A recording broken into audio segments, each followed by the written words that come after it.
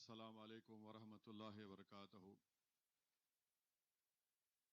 محترم جناب حضرت مولانا ظہیر الدین صوفی صاحب، حضرت مولانا مفتی انوار نظامی صاحب، مجلس اتحاد المسلمین کے اراکین اسمبلی، صدر معتمدین، معزز اراکین اور سابق اراکین بلدیہ، مجلس اتحاد المسلمین کی جانب سے ہر سال مکہ مسجد میں جلسہ یوم القرآن کا انعقاد عمل میں لایا جاتا ہے،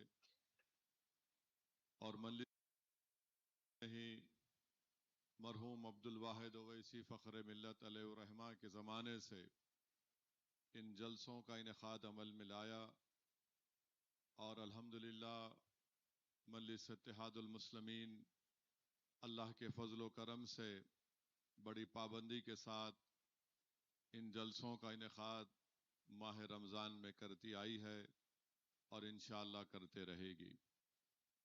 میرے عزیز دوستوں اور بزرگوں، حدیث شریف میں آیا کہ اللہ کے رسول صلی اللہ علیہ وسلم جمعے کے دن خطبہ دینے کے لیے ممبر پر خط مبارک رکھا اور 3 مرتبہ رحمت للعالمین صلی اللہ علیہ وسلم کہا۔ بعد میں صحابہ کرام نے پوچھا کہ یا رسول اللہ صلی اللہ علیہ وسلم، آپ نے 3 مرتبہ آمین کیوں کہا؟ تو رسول اللہ صلی اللہ علیہ وسلم نے ارشاد فرمایا کہ جبریل امی کھڑے تھے اور وہ دعا کر رہے تھے کہ ہلاک ہو جائے وہ شخص جس جگہ پر، جس محفل میں میرا نام کا ذکر ہو اور وہاں پر موجود لوگ مجھ پر درود و سلام کے نذرانے نہیں پیش کرتے، تو میں نے آمین کہا۔ تو عزیز دوستوں اور بزرگوں، آپ اور ہم مل کر اللہ کے رسول پر درود و سلام کے نذرانے پیش کرتے ہیں کہ اللہم صلی علی سیدنا محمد عبدک رسولک نبی ام الآل صحاب سلم تسلیما بقدر عظمت ذاتک فی کل اختہین۔ عزیزان ملت، محدث دکن اپنی کتاب رمضان میں اس حدیث شریف کو لکھتے ہیں کہ حشر کا میدان ہوگا، حضرت جبریل امی اللہ کے عرش کے پاس کھڑے ہوں گے اور ایک شخص کو لایا جائے گا اور اللہ سبحانہ و تعالی فرشتوں کو حکم دے گا کہ اس کو لے جا کر جہنم میں ڈال دو۔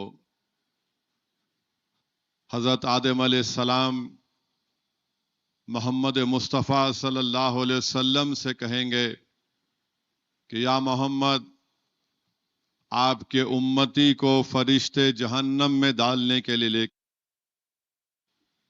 رحمت للعالمین صلی اللہ علیہ وسلم کہیں گے اپنی امتی کی طرف اور ان فرشتوں سے کہیں گے کہ میرے اس امتی کو چھوڑ دو،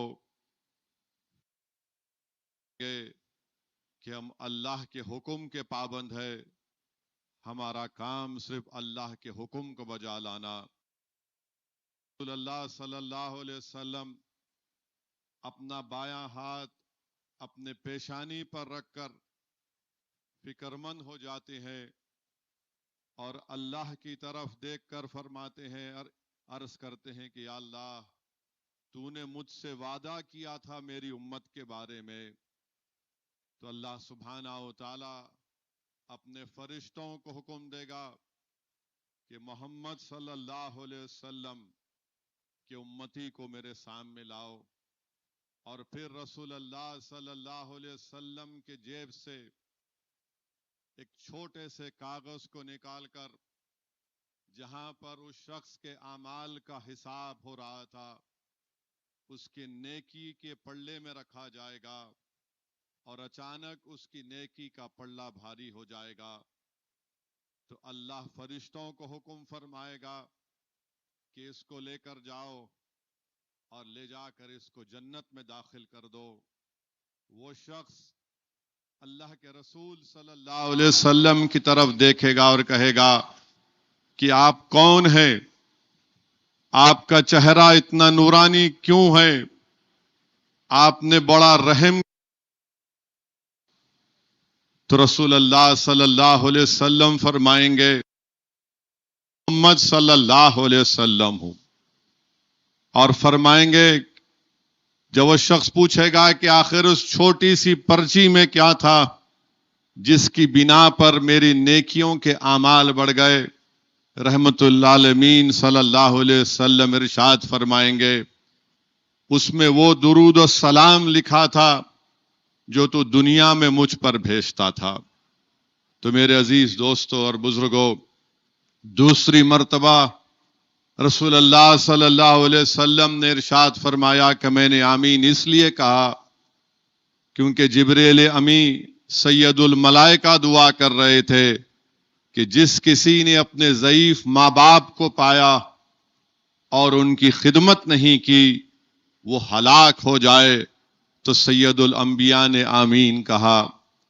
اسی کتاب میں محدث دکن کی کتاب میں حضرت سید عبداللہ شاہ صاحب قبلہ نقشبندی رحمت اللہ علیہ حدیث شریف لکھتے ہیں کہ قیامت کا دن ہوگا، حشر کا میدان ہوگا، باپ اور بیٹے کو دونوں کو اللہ حکم دے گا کہ باپ اور بیٹے کو لے جا کر جہنم میں ڈال دو۔ بیٹا اللہ کی طرف پکار کر کہے گا کہ رب کریم میرے نیکیاں میرے باپ کو دے دے، میرے باپ کو جہنم میں مت ڈال۔ اللہ کی رحمت جوش میں آئے گی، اور حدیث شریف میں آیا کہ اللہ فرمائے گا کہ تو دنیا میں آہ کر دیا تھا اپنے ماں باپ کو، آج تجھے ان پر رحم آ رہا ہے۔ اللہ کی رحمت جوش میں آئے گی، اللہ کہے گا کہ ان دونوں کو لے جا کر جنت میں ڈال دو۔ تو میرے عزیز دوستوں اور بزرگوں، جس کسی کے ماں باپ زندہ ہیں، صحت مند ہیں، تو بھی خدمت لازمی ہے، بیمار ہیں تب بھی ان کی خدمت لازمی ہے۔ کسی نے حضرت عبداللہ ابن عمر رضی اللہ تعالی عنہ سے جا کر پوچھا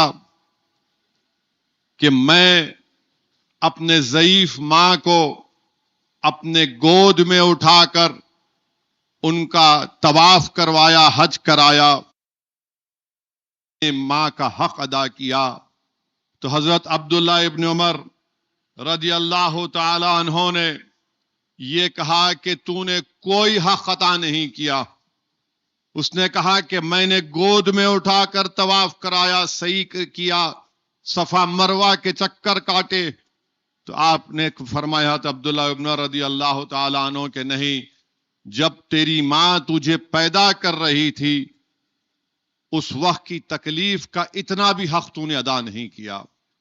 تو میرے عزیز دوستوں اور بزرگوں، اپنے ماں باپ کا خیال رکھیے۔ قرآن کریم، نزول قرآن کا مہینہ، یوم القرآن کا جلسہ، اللہ قرآن میں کیا فرمایا کہ تم اپنے ماں باپ کو اف تک مت بولو، اف تک مت بولو۔ میرے عزیز دوستوں اور بزرگوں، محدثین، مفسرین، علماء کرام نے لکھا کہ اللہ قرآن میں فرما رہا ہے کہ میری بھی عبادت کرو اور اپنے ماں باپ کا بھی خیال رکھو۔ یعنی اللہ اپنی عبادت کو ہمارے ماں باپ کی خدمت سے جوڑ دیا۔ تو یہ ضروری ہے کہ اگر جس کے ماں باپ زندہ ہیں ہم ان کا خیال رکھیں، ان کی خدمت کریں۔ حدیث میں آیا، روایتوں میں آیا کہ جس کے ماں باپ زندہ ہیں اور وہ روز ان کے لیے دعا کرتا تو اس کے گھر میں برکت ہوتی ہے، صرف ماں باپ کی دعا کرنے کے لیے۔ رسول اللہ صلی اللہ علیہ وسلم نے ارشاد فرمایا جس نے محبت سے اپنے ماں باپ کو دیکھا اس کو ایک حج کا ثواب ملے گا۔ تو ایک صحابی رسول نے پوچھا رسول اللہ صلی اللہ علیہ وسلم اگر میں بار بار محبت سے اپنے ماں باپ کو دیکھوں؟ تو رحمت اللہ عالمین صلی اللہ علیہ وسلم نے فرمایا اس صحابی رسول کو دیکھ کر رضی اللہ تعالیٰ عنہ سے کو دیکھ کر کہا کہ جتنی مرتبہ تم محبت سے دیکھو گے اتنی مرتبہ تم کو حج اور عمرے کا ثواب ملے گا. پھر رسول اللہ صلی اللہ علیہ وسلم کہ میں نے تیسری مرتبہ امین اس لیے کہا کیونکہ جبریل امین دعا کر رہے تھے کہ برباد ہو جائے، ہلاک ہو جائے وہ شخص جس نے رمضان کو پایا اور اپنی مغفرت اور بخشش اللہ سے نہیں کروا لی. تو میرے عزیز دوستوں اور بزرگوں، یہ اللہ، ہم خوش قسمت ہیں کہ اللہ نے ہم کو ماہ رمضان عطا کیا. خوش قسمت اس لیے ہے کہ ہم زندہ ہیں. کئی لوگ جو پچھلے رمضان میں ہمارے ساتھ تھے آج وہ نہیں ہے، دنیا سے چل بسے. تو میرے عزیز دوستوں اور بزرگوں، جس ماہ مبارک میں شیطان کو زنجیروں سے جکڑ دیا گیا، جس ماہ مبارک میں جنت کے دروازوں کو کھول دیا گیا، جس ماہ مبارک میں رزق کا اضافہ کر دیا گیا، جس ماہ مبارک میں اللہ رات میں آ کر یہ فرشتے پکارتے ہیں، آواز لگاتے ہیں کہ ہے کوئی آج جو اللہ کی رضا چاہتا ہے. میرے بھائی، آپ اور ہم سال کے 11 مہینے اللہ ہیں. آج ہم کو یہ موقع مل رہا ہے کہ اللہ ڈھونڈ رہا ہے ہم لوگوں کو کہ کون ہے وہ خوش قسمت جو میری رضا کو مجھ سے طلب کرے گا. یہ وہ ماہ مبارک ہے میرے عزیز دوستوں اور بزرگوں، جس میں ایک روزے دار کی جو روزے کی وجہ سے جو معدے سے اس کی بو آتی ہے وہ اللہ کو بہت پسند ہے. یہ وہ ماہ مبارک ہے جس کا اجر روزے دار کو صرف اللہ ہی دے گا. علماء کرام نے سمجھانے کے لیے ہم کو سمجھایا کہ آپ اور ہم نماز پڑھتے ہیں، اس میں رکوع ہے، سجدہ ہے، قیام ہے. کوئی زکوٰۃ دیتا ہے تو اپنے ہاتھ سے زکوٰۃ یا صدقہ دیتا ہے. کوئی حج کو جاتا ہے، کوئی عمرے کو جاتا ہے تو احرام پہن کر جاتا ہے، دنیا کو معلوم ہوتا ہے اور اس کی جزا ہم تمام کو معلوم، مگر روزے دار کو جزا صرف اللہ دے گا. اور روزہ کیا ہے؟ ہمارے لیے ایک ڈھال ہے، اور ڈھال کا کام کیا ہوتا ہے کہ دشمن کے وار کو روکنا. ہمارا سب سے بڑا دشمن ہمارا نفس ہے. میں نے اس کو رات بھر جگا کر رکھا، اس پہ حق میں ہماری سفارش کو قبول فرما لے.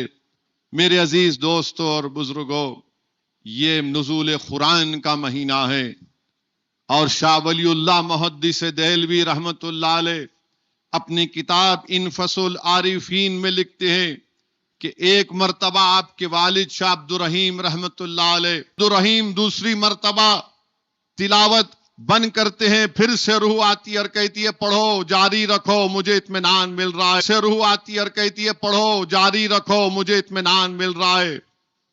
دوسری مرتبہ جب وہ قرآن کریم کی تلاوت کو ختم کرنا چاہتی ہیں، ان کے بڑے بھائی بازو آرام کر رہے ہیں، اٹھ کر کہتی ہیں کہ عبدالرحیم، یہ روح میرے خواب میں آ کر مجھ سے کہہ رہی ہے کہ تمہاری قرآن کی تلاوت سے اس کو تسکین مل رہی ہے، تم اپنی قرآن کی تلاوت کو جاری رکھو. علماء کرام نے لکھا کہ نہیں معلوم قیامت کب آئے گی، مگر آئے گی ضرور. ہمارا ایمان ہے کہ قیامت آئے گی، ہمارا ایمان ہے کہ خبروں سے ہم کو اٹھایا جائے گا، ہمارا ایمان ہے کہ حشر کا میدان ہوگا، ہمارا ایمان ہے کہ ہمارے اعمال کا حساب ہوگا، ہمارا ایمان ہے کہ جس پر ظلم ہوا اس سے انصاف ہوگا. میرے عزیز دوستوں اور بزرگوں، نہیں معلوم آپ اور ہم کو کتنے سال، کتنے صدیاں زمین کے اندر رہنا پڑے گا. کون ہماری خبروں پر آ کر قرآن پڑھے گا؟ تو یہ ضروری ہے کہ ہم قرآن کی تلاوت کریں. جہاں پر تلاوت قرآن کی محفلیں ہوتی ہیں وہاں پر بیٹھ جائیں، سنیں اور کوشش کریں کہ ترجمے کے ساتھ کسی ایک مفسر یا عالم دین کے ساتھ بیٹھ کر قرآن کریم کے پیغام کو سمجھنے کی کوشش کریں۔ میرے عزیز دوستوں اور بزرگوں، اسی ماہ مبارک میں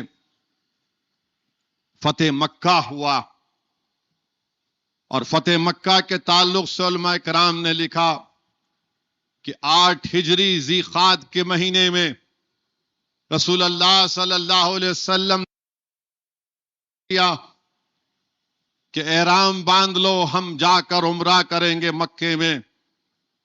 صحابہ کرام میں خوشی کی آنکھ میں آنسو آ گئے، کیونکہ سب مکے کو چھوڑ کر آئے تھے۔ کعبۃ اللہ کی زیارت سے سالوں گزر گئے، سب میں ایک شوق پیدا ہوا۔ احرام باندھ کر اور عرب کے رواج کے مطابق تلواروں کو ساتھ رکھ کر رحمت اللہ عالمین صلی اللہ علیہ وسلم کے ساتھ 1400 صحابہ گئے۔ اس نمبر کو یاد رکھیے، 1400 صحابہ رسول اللہ صلی اللہ علیہ وسلم کے ساتھ گئے۔ بڑا لمبا قصہ ہے، مختصر کر کے اپنی بات کو ختم کر دوں گا۔ حدیبیہ کے پاس مکہ سے پہلے مشرکین مکہ روک لیے، گفتگو ہوئی، بات چیت ہوئی، وہ راضی نہیں تھے کہ رسول اللہ صلی اللہ علیہ وسلم مکے کو آئے۔ بہرحال ایک ایگریمنٹ ہوا جس کو صلح حدیبیہ کے نام سے آپ اور ہم یاد کرتے ہیں۔ اس میں یہ لکھا گیا کہ اب مسلمان واپس چلے جائیں گے مدینے کو، آئندہ سال آئیں گے بغیر ہتھیاروں کے، اور صرف 3 دن مکے میں رہیں گے۔ دوسرا یہ طے کیا گیا تھا کہ اگر کوئی مسلمان مکے سے مدینے کو آئے گا تو اس کو واپس کر دیا جائے گا۔ جو مسلمان مکے میں ہیں ان پر کوئی اب زور زبردستی نہیں کی جائے گی۔ تیسرا اس میں لکھا گیا کہ 10 سال تک جنگ بندی ہوگی۔ چوتھا یہ لکھا گیا کہ پورے قبیلے قبائل تھے، وہ ایک دوسرے سے تعاون کر سکتے ہیں۔ بنی قریظہ مسلمانوں کے ساتھ تھے اور بنی بکر مشرکین اہل قریش کے ساتھ تھے۔ یہ طے ہوا۔ اللہ کے رسول صلی اللہ علیہ وسلم نے 1400 صحابہ کرام کو حکم دیا کہ اپنے بالوں کو منڈوا لو، جانور کو ذبح کرو اور اپنا احرام اتار لو۔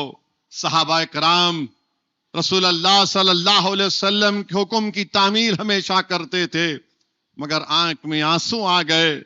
مگر رحمت اللہ عالمین کا حکم تھا، صحابہ کرام نے اس کو مانا۔ مدینہ شریف کو آ گئے۔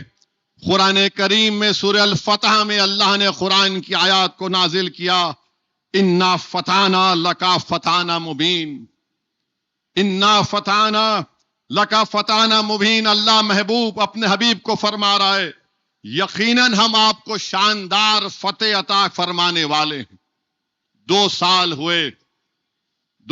ہوئے اور رسول اللہ صلی اللہ علیہ وسلم وضو فرما رہے ہیں، اور مکے میں عمر بن سالم بنو قریظہ کے اس قبیلے کے امیر ہیں۔ آپ کے قبیلے کے 30 یا 40 لوگوں کو بنو بکر اور اہل قریش نے ان کا قتل کر دیا، اور حد تو یہ ہوئی کہ جو پناہ لینے کے لیے حرم میں گئے تھے ان کو بھی قتل کر دیا۔ عمر بن سالم رضی اللہ تعالی عنہ انہوں نے مکے سے پکارا، المدد یا رسول اللہ صلی اللہ علیہ وسلم۔ مکے سے آواز لگائی کہ ہم مدینے کو آ رہے یا رسول اللہ صلی اللہ علیہ وسلم۔ رحمت اللہ عالمین صلی اللہ علیہ وسلم وضو فرما رہے ہماری امت کی ماں کے گھر میں ہے، اور آقا فرما رہے لبیک لبیک، میں آ گیا تیری مدد کے لیے، میں آ گیا تیری مدد کے لیے۔ میرے عزیز دوستوں اور بزرگوں، مکے سے عمر بن سالم پکار رہے ہیں اور مدینے میں رحمت اللہ عالمین فرما رہے ہیں لبیک لبیک، میں آ گیا تیری مدد کے لیے۔ کسی عاشق نے بڑا خوب کہا، فریاد کرے امتی جو حال زار میں، فریاد کرے امتی جو حال زار میں، ممکن نہیں کہ خیر البشر کو خبر نہ ہو۔ دور و نزدیک کے سننے والے وہ کان، دور و نزدیک کے سننے والے کان، کانے لال کرامت پہ لاکھوں سلام۔ عمر بن سالم مدینے پہنچتے ہیں اور رسول اللہ صلی اللہ علیہ وسلم کو بتاتی ہے کہ یہ کام بنو بکر نے اہل قریش کے ساتھ مل کر ہم سے کیا۔ رسول اللہ صلی اللہ علیہ وسلم فرماتے ہیں کہ تم جاؤ، ان اہل قریش کی گردنیں بڑی موٹی ہو چکی ہیں، یہ غرور اور تکبر میں آ گئے۔ صحابہ کرام سے حکم فرماتے ہیں کہ جنگ کی تیاری کرو، کیونکہ انہوں نے جو معاہدے میں طے ہوا تھا اس کے برخلاف کام کیا۔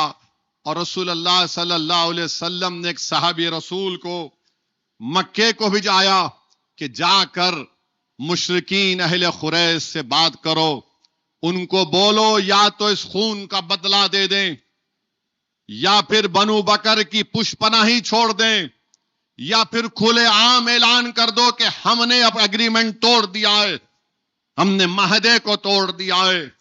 رسول اللہ صلی اللہ علیہ وسلم کے قاصد وہاں پر گئے، اہل قریش غرور و تکبر میں ڈوبے ہوئے تھے، انہوں نے کہا کہ نہیں نہیں، اب کچھ نہیں ہوگا، اب ہم ایگریمنٹ معاہدے کو توڑتے ہیں۔ رسول اللہ صلی اللہ علیہ وسلم کے پاس واپس آتے ہیں اور آ کر آقا دو عالم صلی اللہ علیہ وسلم کو بتاتے ہیں کہ رسول اللہ صلی اللہ علیہ وسلم کہتے ہیں کہ اب جنگ کی تیاری کرو۔ 10,000 صحابہ کرام اب ساتھ ہیں۔ 2 سال کے بعد 10,000 صحابہ کرام کے ساتھ پورے ہتھیار سے لیس نکلتے ہیں۔ راستے میں کئی قبیلے آتے ہیں جو اسلام کو قبول کر لیے۔ 13,000 صحابہ کرام کے ساتھ رہ، اور وہیں پر مشرکین مکہ اور اہل قریش کو ڈر لگنا شروع ہو جاتا ہے۔ وہ جا کر ابو سفیان سے کہتے ہیں، اس وقت اسلام قبول نہیں کیے تھے، ابو سفیان سے کہتے ہیں کہ جاؤ، تمہاری بیٹی محمد صلی اللہ علیہ وسلم کی بیوی ہے ام حبیبہ رضی اللہ تعالی عنہ، اور ابو سفیان بھی کہتے ہیں کہ میری بیوی ہندہ بنت عتبہ بھی ایک خواب دیکھا کہ حجون سے لے کر ایک مقام قدامہ تک خون بہ رہا ہے۔ مشرکین کہتے ہیں یہ اچھی علامت نہیں، آپ جاؤ، مدینے کو جاؤ، جا کر محمد صلی اللہ علیہ وسلم کو راضی کرو اور تجدید معاہدہ کرو، یعنی رینیو کرو اس کو۔ ابو سفیان مدینے کو پہنچتے ہیں، اللہ کے رسول صلی اللہ علیہ وسلم کے گھر کو جاتے ہیں، اپنی بیٹی حضرت ام حبیبہ رضی اللہ تعالی عنہا کے گھر پر جاتے ہیں، اور وہاں پر جا کر جب بستر پر بیٹھنے کی کوشش کرتے تو ہماری امت کی ماں حضرت ام حبیبہ رضی اللہ تعالی عنہ اس بستر کو لپیٹ لیتے۔ ابو سفیان بولتے ہیں کہ کیا میں تیرے بستر پر نہیں بیٹھ سکتا؟ تو ہماری امت کی ماں نے عظمت رسول ہم کو سمجھایا، انہوں نے کہا یہ بستر محمد صلی اللہ علیہ وسلم کا ہے جو اللہ کے رسول ہیں، وہ پاک ہیں، اس بستر کو نسبت رسول سے ہے، یہ بستر پاک ہے، تو مشرک ہے، تو اس بستر پر نہیں بیٹھ سکتا۔ ابو سفیان نے کہا میں تمہارا باپ ہوں، تو ہماری امت کی ماں نے عظمت رسول ہم کو سکھایا اور کہا کہ پہلے دینی رشتہ ہوگا، بعد میں دنیاوی رشتہ ہوگا، پہلے رسول کی عظمت ہوگی، بعد میں باپ کی عظمت آئے گی۔ ابو سفیان ناراض ہو گیا، نکلا، صدیق اکبر رضی اللہ تعالی عنہ کے پاس گیا، وہاں پر بھی کچھ انہوں کے پاس گیا، وہاں پر بھی کچھ حاصل نہیں ہوا۔ فاروق اعظم رضی اللہ تعالی عنہ کے پاس گیا، وہ بھی انکار کر دیے۔ بی بی فاطمہ الزہرا رضی اللہ تعالی عنہ کے پاس گیا، کچھ نہیں ہوا۔ شیر خدا حضرت علی کے پاس گیا، وہاں پر بھی کچھ نہیں ہوا. روایتوں میں آیا کہ ابو سفیان مسجد نبوی میں جا کر پکار کر کہہ دیے کہ سنو اے اہل مدینہ، ہم صلح حدیبیہ کی میں تجدید کرنے آیا ہوں. واپس گئے مکے کو تو تمام مشرکین نے پوچھا کیا ہوا، کیفیت سنائے، کہا کہ کوئی بات نہیں، میں نے مسجد میں اعلان کر دیا، وہ قبول کر لیں گے. تو قریش مکہ ابو سفیان سے کہتے ہیں کیا کہہ رہے ہو، بچوں کی بات کر رہے ہو، نہ تو اب صلح ہوا، اب تو صرف جنگ ہی نظر آتی ہے. رسول اللہ صلی اللہ علیہ وسلم 13,000 صحابیوں کو لے کر آپ نکلتے ہیں اور مرز الزہران ایک مقام پر رسول اللہ صلی اللہ علیہ وسلم جو مکے سے دور ہیں وہاں پر خیمے لگائے جاتے، اور خیمے لگا کر رسول اللہ صلی اللہ علیہ وسلم ارشاد فرماتے ہیں کہ ہر خیمے کے سامنے آگ جلاؤ تاکہ ان مشرکین کو معلوم ہو جائے ہماری طاقت. مرز الزہران کے پاس یہ آگ جلائی جاتی ہے. ابو سفیان 2 لوگوں کے ساتھ قریب سے یہ نظارہ دیکھتے ہیں تو ان کے ساتھ جتنے لوگ 3 لوگ یہ کہتے ہیں یہ اتنے ہزاروں کی تعداد میں لوگ کہاں سے آ گئے، کیا یہ بنو قریظہ کے لوگ ہیں؟ تو ابو سفیان بولتے نہیں.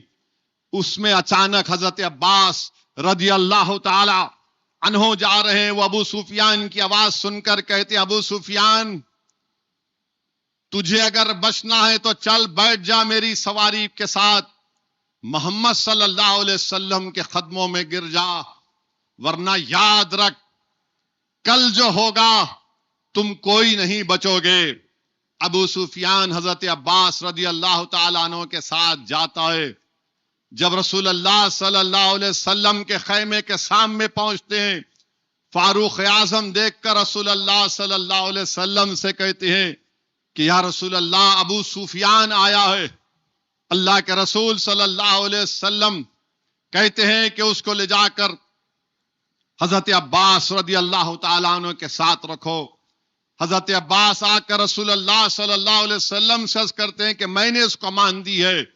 آقا دو عالم فرماتے ہیں کہ صبح میں بات ہوگی، اور ابو سفیان رات میں اپنے خیمے میں جا کر انتظار کرتے ہیں. یہ کون ابو سفیان تھے جنہوں نے رسول اللہ صلی اللہ علیہ وسلم کے خلاف، مسلمانوں کے خلاف ہر ظلم کیا، صحابہ کرام پر اتنا ظلم کیا کہ وہ ان کو ہجرت کرنے پر مجبور کر دیے گئے تھے، ابیسینیا چلے گئے تھے، حبشہ چلے گئے تھے. یہ وہ ابو سفیان تھے جس نے صحابہ کرام کے خلاف سازشیں کی، اور ابو سفیان کو معلوم تھا کہ کل محمد صلی اللہ علیہ وسلم مجھ سے کیا فیصلہ کریں گے. رسول اللہ صلی اللہ علیہ وسلم کے سامنے لایا گیا. محمد صلی اللہ علیہ وسلم نے ابو سفیان پر نظر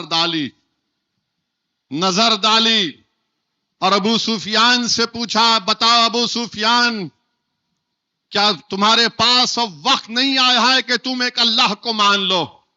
تو میرے عزیز دوستوں اور بزرگوں، علماء کرام نے یہاں پر بڑا ہی بہترین جملہ لکھا کہ ایک طرف پے کرے جرم، دوسری طرف پے کرے کرم تھے.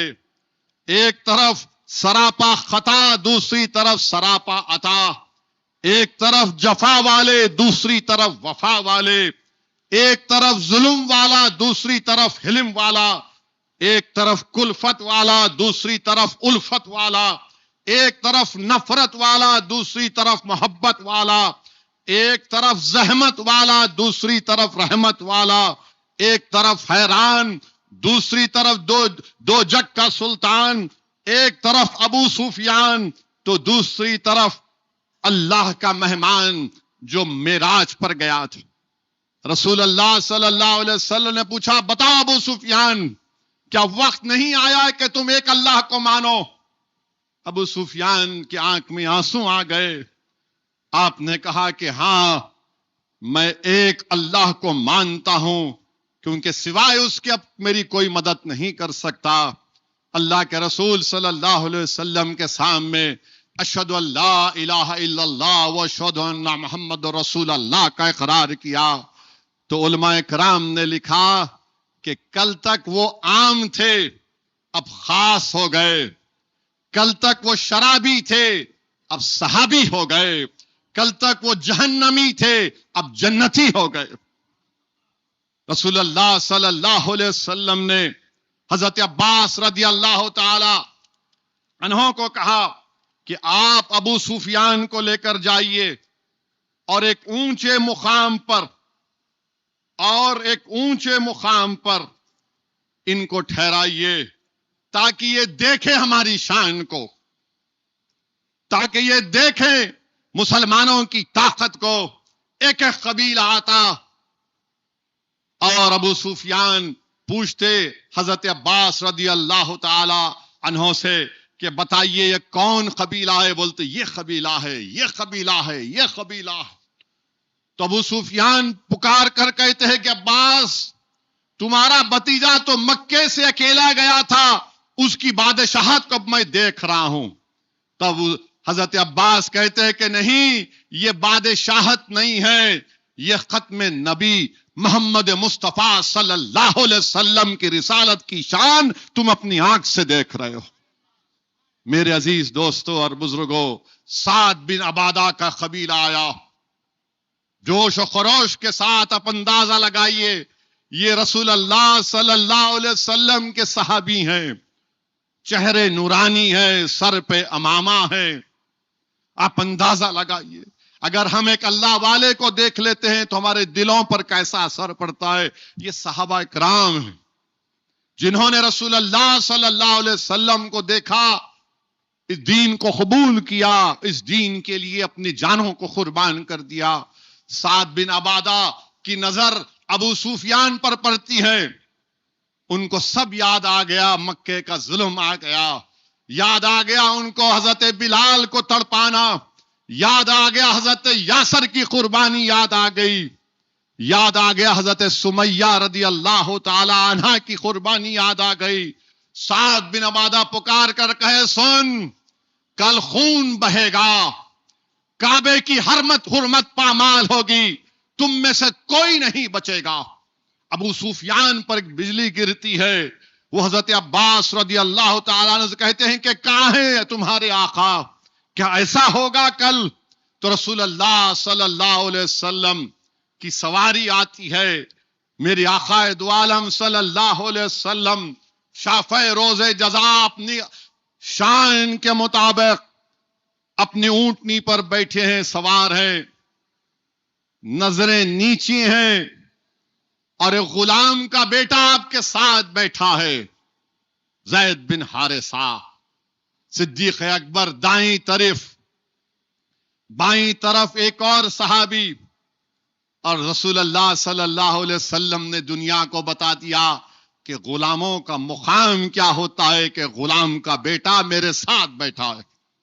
رسول اللہ صلی اللہ علیہ وسلم آتے ہیں، حضرت ابو سفیان جا کر دوڑ کر رسول اللہ صلی اللہ علیہ وسلم سے کہتے ہیں کہ یا رسول اللہ، سعد نے یہ کہہ دیا رضی اللہ تعالیٰ عنہ نے کہ کل خون بہے گا، ہم سب ختم ہو جائیں گے، کعبے کی حرمت پامال ہوگی۔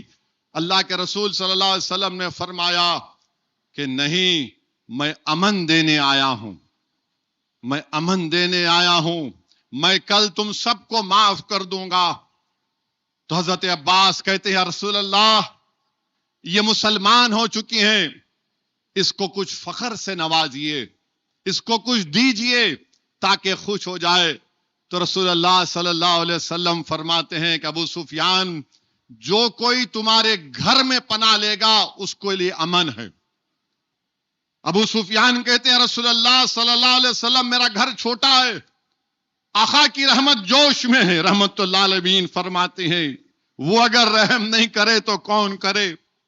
رحمت اللہ علیہ نے فرمایا کہ جس نے ہتھیار ڈال دیے، جس نے اپنے گھر کے دروازے بند کر لیے، جس نے حرم میں جا کر ٹھہر گیا، اس کو امان ہے۔ اللہ کے رسول صلی اللہ علیہ وسلم مکے میں آتے ہیں۔ اب آپ سوچئے کہ یہی کعبے کا صحن تھا جہاں پر میرے آقا دو عالم صلی اللہ علیہ وسلم پر جس میں مبارک پر اونٹ کی اجڑی ڈالی گئی. یہی مکے کا صحن تھا جہاں پر صدیق اکبر کو اتنا مارا گیا کہ چہرہ نظر نہیں آ رہا تھا. یہی مکے کا صحن تھا جہاں پر حضرت بلال کے گلے میں رسی ڈال کر بچوں کو دے دیا جاتا تھا. یہی مکہ تھا جہاں پر صحابہ کرام پر ظلم و ستم ہوتا تھا. یہی مکہ تھا جہاں پر رسول اللہ صلی اللہ علیہ وسلم پر الزام لگایا جاتا تھا نعوذ باللہ کہ یہ شاعر ہیں، کاہن ہیں، جادوگر ہیں. آپ اندازہ لگائیے کہ اللہ کے رسول جب ہجرت فرما رہے ہیں تو کعبے کو دیکھ کر کہہ رہے ہیں کہ اے کعبہ اور مکہ، مجھے تجھ سے بڑی محبت ہے مگر ان لوگوں نے مجھے مجبور کر دیا، تنگ کر دیا مجھے یہاں سے جانے کے لیے. وہ رحمت للعالمین صلی اللہ علیہ وسلم واپس آئے. 14,000 صحابہ کرام کے ساتھ واپس آئے اور اللہ کے رسول صلی اللہ علیہ وسلم کعبۃ اللہ میں گئے اور کعبۃ اللہ میں جا کر پوچھا کہاں ہے عثمان بن طلحہ، بلاؤ ان کو. عثمان بن طلحہ کو بلایا گیا. یہ کون عثمان بن طلحہ تھے؟ جنہوں نے رسول اللہ صلی اللہ علیہ وسلم نے پوچھا تھا ہجرت سے پہلے کہ عثمان مجھے کعبۃ اللہ کی چابی دو، میں اندر کعبۃ اللہ کے اندر جانا چاہتا ہوں. انہوں نے انکار کر دیا کہ آپ کو نہیں دے سکتے. رسول اللہ صلی اللہ علیہ وسلم نے اس وقت ان کو کہا تھا کہ عثمان یاد رکھو، اے عثمان بن طلحہ، میں آؤں گا، اللہ مجھے کامیاب کرے گا، میں تم سے چابی لوں گا اور جس کو چاہے کعبے کی چابی دوں گا. حضرت عثمان جو اس وقت تک اسلام قبول نہیں کیے تھے، بعض روایت میں آیا کہ قبول کر لیے تھے، بہرحال انہوں نے کعبۃ اللہ کی چابی ان کو دی. رسول اللہ صلی اللہ علیہ وسلم کعبۃ اللہ کے اندر گئے. مشرکین کعبۃ اللہ کے دیواروں پر اندر کچھ وہاں پر عجیب قسم کے بت کو لگایا تھا. رسول اللہ صلی اللہ علیہ وسلم نے اس کو صاف کیا. جتنے بت تھے کعبے میں، آقا دو عالم اپنے انگلی کے اشارے سے کہتے تھے خل جاء الحق وزہق الباطل ان الباطل کان زہوقا. وہ بت گرتے جاتے تھے. بعد میں رسول اللہ صلی اللہ علیہ وسلم حضرت عثمان بن طلحہ کو بلایا اور بلا کر کہا یہ لو عثمان، یہ چابی میں تمہیں دے رہا ہوں اور تمہاری نسل میں صبح قیامت رہے گی اور جو ظالم ہوگا وہی تم سے اس چابی کو چھیننے کی کوشش کرے گا. حضرت عثمان اشہد ان لا الہ الا اللہ واشہد ان محمد رسول اللہ کہتے اور فتح مکہ ہوا. اللہ کے رسول صلی اللہ علیہ وسلم پورے بتوں کو صاف کرتے تھے. آپ کو معلوم کہ مکے کے اطراف میں لوگ برہنہ طواف کرتے تھے، برہنہ طواف کرتے تھے. یہ اسلام رسول اللہ صلی اللہ علیہ وسلم کا صدقہ ہے کہ ہم نے ان تمام تعلیمات سے ہم سب کو یہ آشکار کیا. پھر ایک بڑا بت تحول جو کعبے کے اوپر تھا، رسول اللہ صلی اللہ علیہ وسلم نے کہا کہ اس کو نکالنا چاہیے. حضرت علی نے کہا یا رسول اللہ آپ میرے کھندے پر کھڑے ہو جائیے. آقا دو عالم صلی اللہ علیہ وسلم نے ارشاد فرمایا، مدارج النبوہ شیخ عبدالحق محدث دہلوی اپنی کتاب میں لکھ رہے ہیں کہ علی تم نبوت کے بار کو برداشت نہیں کرو گے، تم کھڑے ہو جاؤ میرے کھندے پر. ایک طرف رحمت اللہ عالمین صلی اللہ علیہ وسلم، دوسری طرف شیر خدا حضرت علی رسول اللہ صلی اللہ علیہ وسلم کے قدم مبارک پر کھڑے ہو گئے اور اس بڑے بت کو اپنے ہاتھ سے ہٹایا. وہ زمین پر گرا. آقا دو عالم حضرت علی سے پوچھتے بتاؤ علی کیسا دکھ رہا ہے؟ علماء کرام نے لکھا کہ آقا دو عالم ہم کو بتا رہے ہیں کہ علی کا مقام کیا ہے، علی کیسا دکھ رہا ہے. علی فرما رہے ہیں کہ رسول اللہ صلی اللہ علیہ وسلم جو چیز کو ہاتھ لگاتا ہوں ہاتھ میں آ جا رہی ہے. میں بہت اونچا پہنچ چکا ہوں، آسمانوں میں پہنچ چکا ہوں. اللہ کے رسول صلی اللہ علیہ وسلم فرماتے ہیں علی تم کار خیر کر رہے ہو اور میں اس کا بوجھ اپنے کھندے پر اٹھا رہا ہوں. شیر خدا جب نیچے گرتے ہیں، روایت میں آیا کہ نیچے گرے تو مسکرایا. رحمت اللہ عالمین صلی اللہ علیہ وسلم پوچھا علی تم نے کیوں مسکرایا؟ تو کہا یا رسول اللہ میں گرا مگر مجھے کچھ نہیں ہوا. رحمت اللہ عالمین نے کیا جواب دیا؟ علی تم کو کچھ نہیں ہو سکتا، اٹھانے والا اللہ کا حبیب ہے اور اتارنے والا جبریل امین ہے. اور علماء کرام نے کیا لکھا کہ رسول اللہ صلی اللہ علیہ وسلم نے بت کو ہاتھ کیوں نہیں لگایا؟ کیونکہ قرآن میں اللہ نے لکھا کہ اے مشرکو اور تم جس کی عبادت کرتے ہو تم دونوں جہنم کے ایندھن ہو، تم کو جہنم میں ڈالا جائے گا. علماء کرام نے بتایا کہ جس چیز کو محمد صلی اللہ علیہ وسلم ہاتھ لگا دیتے اس کو آگ نہیں چھوتی، جس چیز کو. اور پھر ایک حدیث شریف شیخ عبدالحق محدث دہلوی اس کتاب میں لکھتے ہیں کہ ایک مرتبہ رسول اللہ صلی اللہ علیہ وسلم حضرت فاطمہ رضی اللہ تعالی عنہا کے گھر پر گئے اور وہ روٹی پکا رہی تھی. رسول اللہ صلی اللہ علیہ وسلم نے کہا کہ مجھے دو میں روٹی پکاتا ہوں. آقا دو عالم اپنے ہاتھ مبارک میں روٹی لے کر اس کو آگ کے اندر لگاتے ہیں، ایک بھی روٹی پکتی نہیں. بی بی فاطمہ شہزادی جنت رضی اللہ تعالی عنہ پریشان. رسول اللہ صلی اللہ علیہ وسلم تبسم فرما کر کہتے ہیں کہ میری بیٹی، اے جنت کی شہزادی، جس چیز کو محمد صلی اللہ علیہ وسلم کا ہاتھ لگ جاتا اس کو آگ نہیں چھوتی. میرے عزیز دوستوں اور بزرگوں، یہ جہنم سے نجات کا دہا ہے. آپ اور ہم اللہ سے دعا کرتے ہیں کہ اللہ حشر کے میدان میں ہم کو رسول اللہ صلی اللہ علیہ وسلم کے پرچم کے ساتھ کھڑا کر دے. ہم دعا کرتے ہیں کہ اللہ رسول اللہ صلی اللہ علیہ وسلم ہم کو بھی ہاتھ لگا دیں. ہم گناہگار ہیں، خطا کار ہیں، سیاہ کار ہیں، اور ہو سکتا ہے کہ ہم اپنے گناہوں کی وجہ سے جہنم اپنے پہ آپ پر واجب کر چکے ہیں. ہم اللہ سے دعا کر سکتے ہیں کہ رسول اللہ صلی اللہ علیہ وسلم کی شفاعت ہم تمام کو نصیب ہو جائے. پھر اسی فتح مکہ کے دن شیخ محدث اپنی کتاب میں لکھتے ہیں کہ ایک حنزلہ نہیں، ایک ابن قاتل یا قتل نام تھا، وہ کعبۃ اللہ کے غلاف میں چھپا ہوا تھا. صحابہ نے آ کر کہا کہ شخص ہے جو گستاخی کرتا تھا آپ کے نام سے. رسول اللہ صلی اللہ علیہ وسلم نے فرمایا جہاں ملے گا ابن قتل اس کا کام تمام کر دو. کعبۃ اللہ کے غلاف میں چھپا ہوا تھا، ہجوم کرتا تھا، گندگی بکتا تھا، اس کا کام تمام ہوا. پھر مکہ فتح ہوا. رسول اللہ صلی اللہ علیہ وسلم کعبۃ اللہ سے نکلتے ہیں اور مشرکین مکہ کی طرف دیکھ کر بولتے بتاؤ تم سے میں کیا سلوک کروں، بتاؤ میں تم سے کیا سلوک کروں. آپ اندازہ لگائیے کہ ایک محمد صلی اللہ علیہ وسلم ہے اور کعبۃ اللہ کی چوٹیوں پر، سڑکوں پر، وادیوں پر کھڑے ہو کر بول رہے آؤ دین اسلام کو قبول کرو، اللہ کی عبادت کرو، نہیں ہے کوئی عبادت کے لائق سوائے اللہ کے، کہو لا الہ الا اللہ. اور سب لوگ مخالفت کرتے تھے، اونٹ کی اجڑی ڈالتے تھے. کیا کیا تکالیف آقا دو عالم صلی اللہ علیہ وسلم نے اٹھائی، کیا کیا تکالیف ہماری امت کی ماں حضرت خدیجہ الکبریٰ نے اٹھائی. میرے عزیز دوستوں اور بزرگوں، آقا دو عالم ان سے پوچھتے ہیں بتاؤ میں کیا کروں تم سے.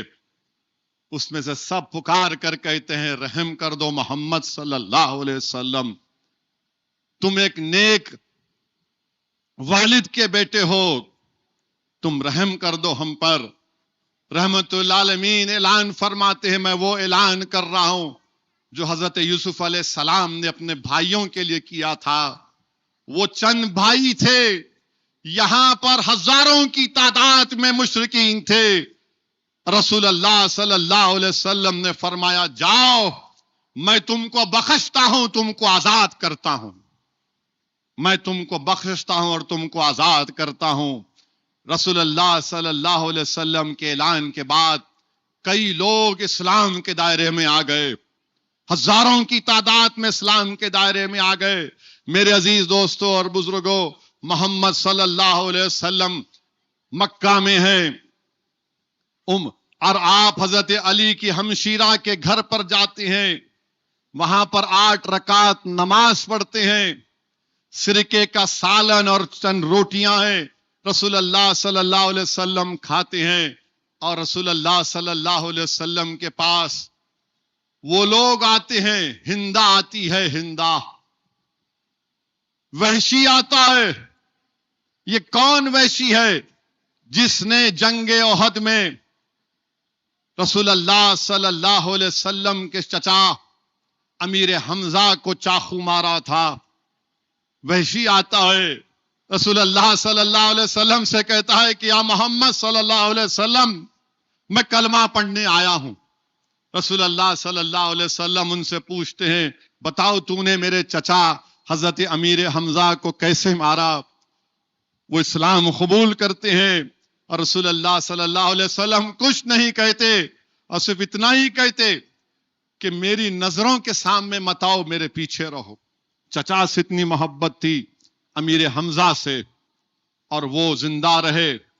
صدیق اکبر کے خلافت کا زمانہ، مسلمہ ابن کذاب کا فتنہ، یہ وہی وحشی تھا جس نے مسلمہ ابن کذاب اس شیطان کو خنجر پھینک کر مارا۔ تو وحشی نے کہا تھا، میں نے اپنے وار سے ایک مبارک شخص کو مارا تھا، اب میں نے گندے شخص کا خاتمہ کر دیا۔ پھر رسول اللہ صلی اللہ علیہ وسلم کے پاس ہندا آتی ہے، جس نے حضرت امیر حمزہ کا کلیجہ چبایا تھا اپنی دانت سے۔ اللہ کے رسول صلی اللہ علیہ وسلم کہتے ہیں، جاؤ تمہیں میں معاف کر دیا۔ رحمت اللہ عالمین صلی اللہ علیہ وسلم سب کو معاف کرتے ہیں۔ روایت میں آیا کہ ایک روایت میں مکے میں تھے، ایک روایت میں آیا مدینے چلے گئے۔ کون آتا ہے؟ رسول اللہ صلی اللہ علیہ وسلم کی صاحبزادی حضرت زینب جا رہی ہیں مکے کو چھوڑ کر۔ آپ کے شوہر ابو العاص قیدی ہیں بدر میں، ان کو چھوڑا گیا کہ تم میری بیٹی کو، ہبار بن اسود تلوار لے کر آتا ہے، شہزادی جنت جا رہی ہیں، ہبار حضرت زینب کے اونٹ کو مارتا ہے، وہ گرتی ہیں، حاملہ ہیں، حمل ساکت ہو جاتا ہے رسول اللہ صلی اللہ علیہ وسلم کی صاحبزادی کا، اور اسی بیماری میں روایت میں آیا کہ آپ کا وصال بھی ہو گیا۔ وہ آ کر کہتا ہے، یا محمد صلی اللہ علیہ وسلم مجھے معاف کر دو۔ اللہ کے رسول صلی اللہ علیہ وسلم اپنی بیٹی سے جو یہ سلوک کیا، بولتے ہیں آ جا میں تجھے آج معاف کرتا ہوں۔ میرے عزیز دوستوں اور بزرگوں، پھر رسول اللہ صلی اللہ علیہ وسلم خطبہ ارشاد فرماتے ہیں کہ نہیں ہے کوئی عبادت کے لائق سوائے اللہ کے۔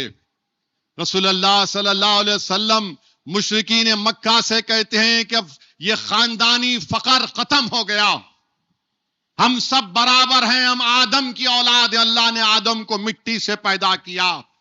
اگر آج سرزمین حیدرآباد اور پوری دنیا میں اگر کوئی کہتا ہے میرا خاندان بڑا، ارے رسول اللہ صلی اللہ علیہ وسلم نے کہہ دیا سب برابر ہیں، ہم آدم کی اولاد ہیں۔ اور آقا نے کہا کہ جہالت کے تمام چیزوں کو میں نے اپنے پیروں کے نیچے رون دیا۔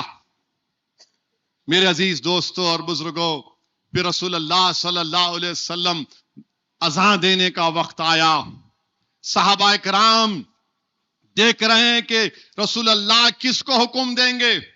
رسول اللہ صلی اللہ علیہ وسلم حضرت بلال کو کہتے ہیں، بلال اذان دو۔ وہ پوچھتے ہیں رسول اللہ کدھر دوں؟ بولے کعبے پہ چڑھ جاؤ بلال۔ ایک حبشی غلام، یہ اسلام کی تعلیم ہے، یہ سوشل جسٹس کا سب سے بڑا پیغام اگر دنیا میں کسی نے دیا تو محمد مصطفیٰ صلی اللہ علیہ وسلم نے دیا۔ اور آج ہم کیا کرتے ہیں؟ بچی کالی ہے، گوری ہے، بیٹا کالا ہے یا گورا ہے، یاد رکھو حضرت بلال حبشی تھے، مکے میں آقا آ رہے ہیں تو اونٹنی کو تھام کر سامنے ہیں، معراج پہ آقا گئے تو اسی کالے رنگ کے حضرت بلال کی آواز کو رسول اللہ صلی اللہ علیہ وسلم نے جنت میں سنا تھا، اور وہ حضرت بلال کعبے پہ چڑھ گئے، لوگ طواف کر رہے ہیں، رحمت اللہ عالمین سے پوچھا یا رسول اللہ کس کی طرف رخ کر کے اذان دوں؟ تو رحمت اللہ عالمین نے کہا بلال میری طرف دے رخ کر کے اذان دو۔ وہ بلال کی اذان جس پر حوریں منتظر رہتی تھیں، وہ بلال کی اذان جس پر حوریں منتظر رہتی تھیں، حضرت بلال نے اذان دی۔ اذان ہوئی تو رسول اللہ صلی اللہ علیہ وسلم نے چھوٹے چھوٹے بچوں کو دیکھا، ان بچوں نے حضرت بلال کی نخل نکال رہے تھے، حضرت بلال رضی اللہ تعالی عنہ کی نخل نکال رہے تھے۔ تو ایک بچے کو رسول اللہ صلی اللہ علیہ وسلم نے بلایا جس کا نام ابو مدھورہ رضی اللہ تعالی عنہ ہے، ان سے کہا تم اذان دے سکتے ہو؟ تو انہوں نے کہا میں دے رہا ہوں۔ بولے دو۔ وہ اذان دیے۔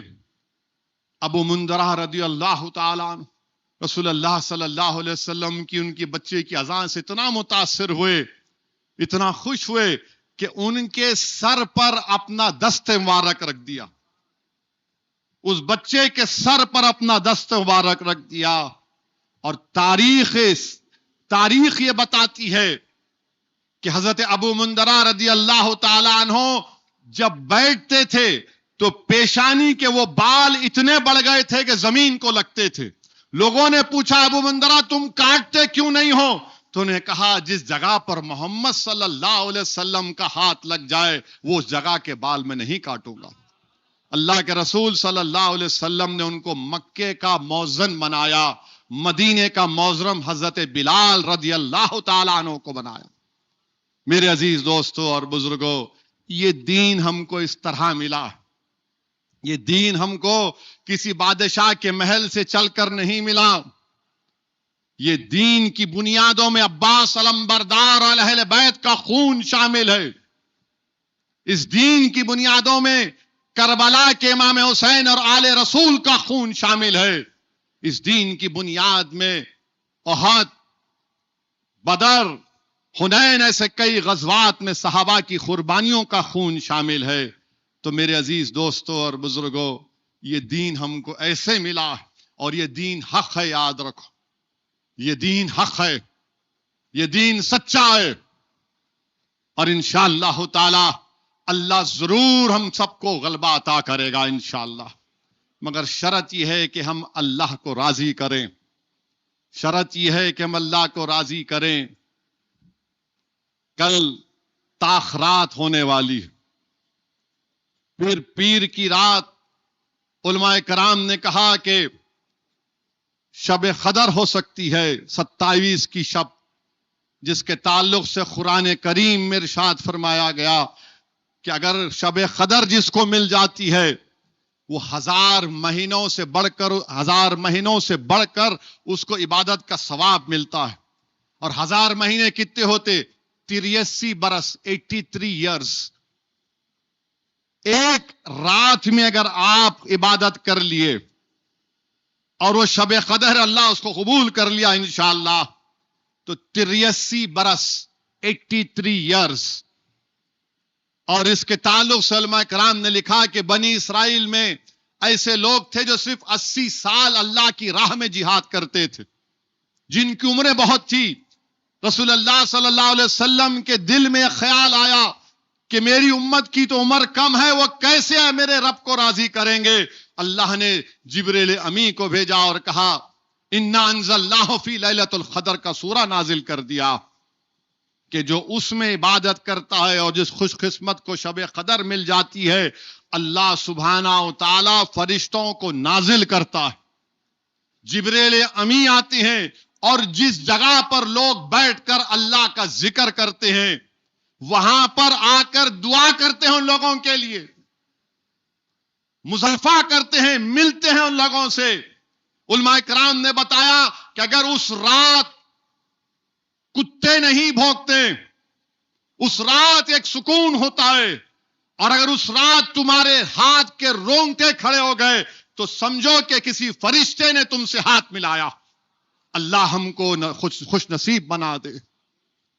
میرے عزیز دوستوں اور بزرگوں، رسول اللہ صلی اللہ علیہ وسلم کی حدیث شریف ہے کہ فرشتے آئیں گے، ان محفلوں کو دیکھیں گے جہاں پر اللہ کا ذکر ہو رہا ہے، دعا کر رہے ہیں، قرآن کی تلاوت ہو رہی ہے، اور جب وہ جا کر اللہ کو بتائیں گے تو اللہ کہے گا فرشتوں بتاؤ کیا میرے وہ بندے جنت کو دیکھے؟ فرشتے کہیں گے نہیں دیکھے۔ تو اللہ فرماتا ہے اپنی شان کے مطابق کہ اگر وہ دیکھتے تو کیا ہوتا؟ پھر اللہ فرمائے گا کہ بتاؤ کیا انہوں نے میری جہنم کو دیکھا؟ تو بولیں گے نہیں دیکھے۔ اللہ سبحانہ و تعالیٰ فرماتا ہے کہ تم گواہ رہنا، میں نے ان تمام کی بخشش اور مغفرت کر دی جو میری رضا کے لیے، جو اپنی مغفرت کے لیے اور اپنی بخشش کے لیے مجھ سے بھیک مانگ رہے تھے۔ میرے عزیز دوستوں اور بزرگوں، اللہ کو راضی کرو، رو کر آنسوؤں سے راضی کرو۔ حدیث میں آیا کہ رسول اللہ صلی اللہ علیہ وسلم ہے، جبریل امی ہے، اور جبریل امی کہتے ہیں رسول اللہ صلی اللہ علیہ وسلم جب آپ کا امتی روتا ہے اس کا حساب کیا؟ وہ تو ڈائریکٹ جنت میں جاتا ہے۔ ہمارا رونا، ہمارا عاجزی اور اللہ سے بھیک مانگنا، دعا کرنا، اپنے دامن کو اللہ کے سامنے بے بس ہو کر اظہار کرنا کہ یا اللہ تو وحدہ لا شریک ہے، پروردگار ہمیں معاف کر دے۔ اور جو ہاتھ اللہ کی بارگاہ میں اٹھتے ہیں اللہ کو حیا آتی ہے اس کو خالی لوٹانے سے۔ تو میرے عزیز دوستوں اور بزرگوں، ہم کو کثرت سے دعا کرنا ہے۔ یہ ماہ مبارک ختم ہو جائے گا، ہم نہیں رہیں گے، یہ ماہ مبارک آتا رہے گا، اپنی رحمتیں برساتا رہے گا، مگر ہماری زندگی کا کوئی بھروسہ نہیں۔ اور یاد رکھو قیامت برق ہے، یاد رکھو عذاب خبر ہوگا، پوچھ تاچھ ہوگی اور حساب کتاب ہوگا، انصاف کا دن ہوگا، اٹھایا جائے گا ہم کو سور پھونک کر، ہم تمام کو جمع کیا جائے گا۔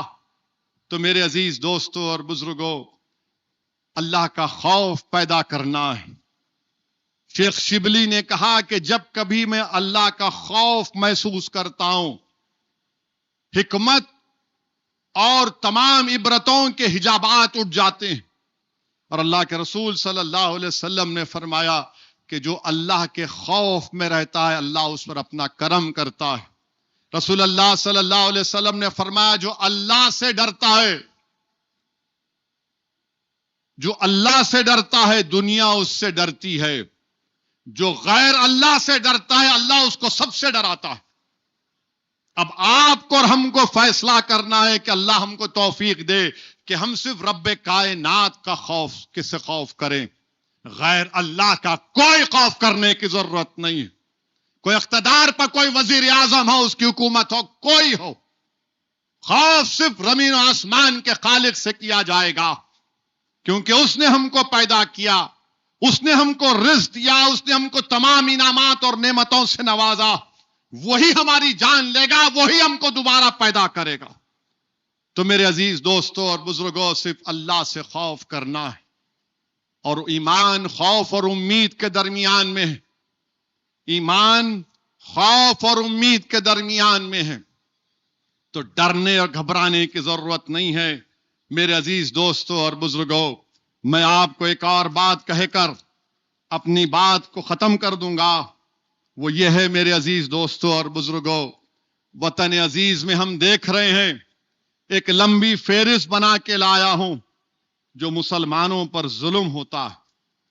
دلی میں ایک واقعہ ہوا، دو پڑوسیوں کا جھگڑا ہوا، ہندو اور مسلمان، گندا پانی پھینکا گیا ایک خاتون پر، دونوں میں ہاتھا پائی ہوئی، ایک 80 سال کا بوڑھا، 3 خواتین اور 2 بچوں کو پولیس نے پکڑ لیا۔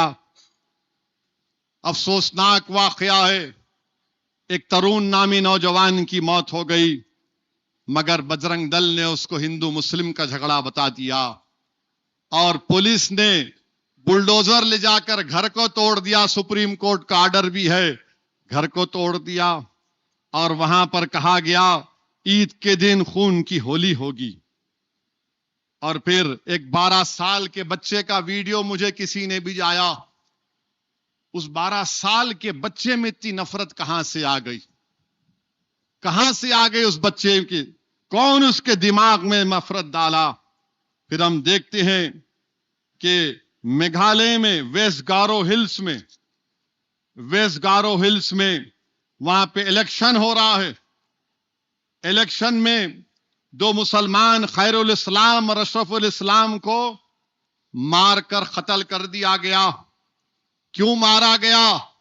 کہ نہیں یہ بنگالی ہے میرے بھائی، یہ بنگالی ہیں، یہ ان کو وہاں سے آئے، یہ میاں ہیں. یہ بتاؤ کہ یہ جو بنگالی بولنے والے بھارت کے مسلمان ہیں ان کو میگھالیہ میں مار دیا گیا، خیر الاسلام اشرف الاسلام کو. اور پھر جو جامع مسجد تورا ہے اس کی بے حرمتی کی گئی. باہر سے آئے تو پھر مسجد بھی باہر سے آئی کیا؟ بہرحال مقصد یہ ہے کہ ان کو مارا جائے. اور مارنے والوں نے پکار کر کہا یہ تمہاری زمین نہیں ہے، یہاں اللہ اکبر کام نہیں کرے گا. میگھالیہ میں یہ نفرت اگر کوئی پیدا کر رہی ہے تو بی جے پی. اور پھر ہم دیکھتے ہیں کہ وزیر اعظم کی پارلیمانی حلقے میں دال منڈی میں صدیوں سے مسلمان رہتے ہیں. وشوناتھ دھام کوریڈور پروجیکٹ کے نام پر ان کی تمام جائیدادوں کو بلڈوز کر دیا گیا، کمپنسیشن بھی نہیں دیا گیا. کیا اسی لیے ہم کو سزا دی جا رہی ہے کہ 4,80,000 وزیر اعظم کی اکثریت تھی جو اب 1.5 لاکھ پر آ گئی؟ دال منڈی میں مسلمانوں کے گھروں کو یہ کہہ کر توڑ دیا گیا کہ یہ رہنے کے قابل لائق نہیں ہے. پھر بریلی میں محمد گنج گاؤں میں حسین خان نے طارق صاحب کے گھر میں جا کے نماز پڑھی تو پولیس وہاں چلے گئی، ان کو ہائی کورٹ جانا پڑا. ہائی کورٹ نے ایک فیصلہ دیا کہ حسین خان کو پروٹیکشن دیا جائے. فاروق عبداللہ پر گولی چلی، ہم اس کی مذمت کرتے ہیں. بہار کے مدھوبنی ضلع میں روشن خاتون ہے، اس کو ایک ماب نے ہجوم نے مارا کیونکہ وہ مدد کے لیے گئی تھی اور اس کو ایک پول سے باندھ کر لوگوں نے پیٹا. اس کو پیشاب پلایا گائے کا، شراب پلایا، اس کے بعد وہ روشن خاتون مر گئی. بھیواڑی راجستھان میں 28 سالہ عامر خان کو گولی مار دی گئی. گناہ کیا تھا کہ وہ لاری میں اپنا میوہ لے کر جا رہا تھا، گاؤں رکشکوں نے اس پر حملہ کیا، وہ مسجد کے پاس کھڑا ہوا تھا. 13 سال کا انیس خان لکھنؤ میں روزے کی حالت میں تھا، اس کے دوست نے گولی مار دی. اور ایک 65 سال کا عبدالسلام بہار دربھنگا میں ماب لنچنگ کر دیا گیا کیونکہ وہ بعض فرقہ پرست نوجوان جو اسلام کے خلاف نعرے لگا رہے تھے ان کو سمجھانے گیا، آئرن راڈ سے مار کر برسر موقع اس کو وہی اسی موقع پر اس کی ہلاکت ہو گئی. پھر چاندی پور میں 60 سال کے آس محمد کو لائسنس ویپن سے ٹوینکل پانڈے نام کے شخص نے گولی مار دی. اور پھر سنبھل میں کل ایک ویڈیو میں بھی دیکھا، ایک ڈی ایس پی صاحب ہیں، مسلمانوں کو بٹھاتے ہیں، مسلمانوں کو بٹھا کر بولتے ہیں کیا ضرورت ہے تم لوگوں کو، ایران پہ تم لوگ کیوں احتجاج کر رہے، ایران اسرائیل امریکہ کی جنگ ہو رہی، تم کو کیا کرنا ہے، تم احتجاج کریں گے تو ہم تم کو سزا دے دیں گے، تم لوگ روڈ پہ کیوں آ کے نماز پڑھتے، برداشت نہیں کیا جائے گا، جیل کو بھیجایا جائے گا، اور اگر تم کو زیادہ تکلیف ہو رہی تو انڈیا سے ایران چلے جاؤ. میں اس ڈی ایس پی صاحب کو بولوں گا یہ ملک آپ کے باپ کا نہیں ہے، ہندوستان کا آئین ہے، freedom of expression article 19 fundamental right ہے. اور سنو ڈی ایس پی، تم بنیامین نیتنیاہو کی زبان میں بات کر رہے ہو، اگر کل کوئی اسرائیل کی تائید میں احتجاج نکالا جائے گا تو تم تو جے جے کے نعرے لگاؤ گے نا.